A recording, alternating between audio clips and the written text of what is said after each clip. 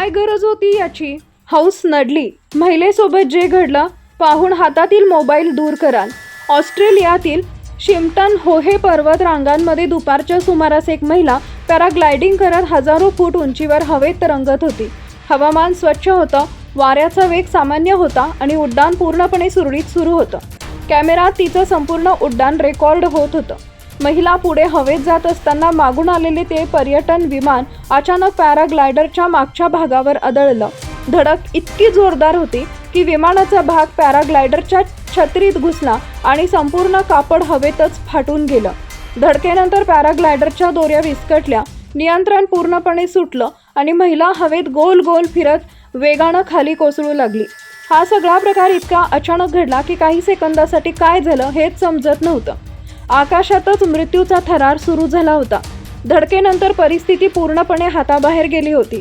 फाटलेला कापड महिलेभोवती गुंडाळलं गेलं होतं आणि पॅराग्लायडर पूर्णपणे निकामी झाला होता. खाली खोल दरी, बाजूला पर्वत आणि वेगानं जवळ येणारी झाडं दिसत होती.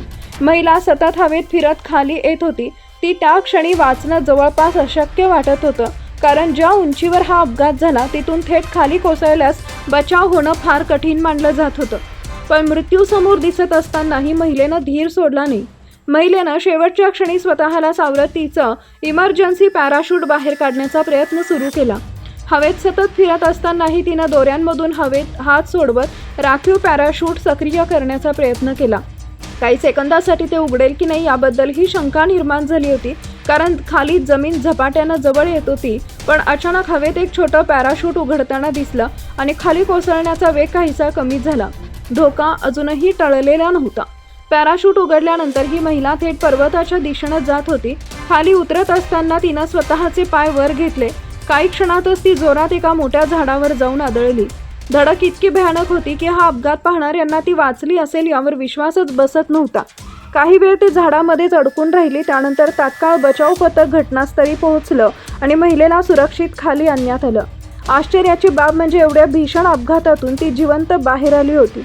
नंतर समोर आलेल्या माहितीनुसार पॅराग्लायडर चालवणारी महिला 44 वर्षीय सब्रीना होती. या अपघातात तिला किरकोळ दुखापत झाली असून तिच्यावर रुग्णालयात उपचार करण्यात आले.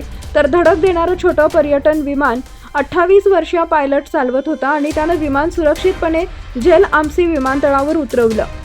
प्राथमिक चौकशीत विमानानं अचानक घेतलेल्या वळणामुळे हा अपघात घडल्याचं सांगितलं जात आहे.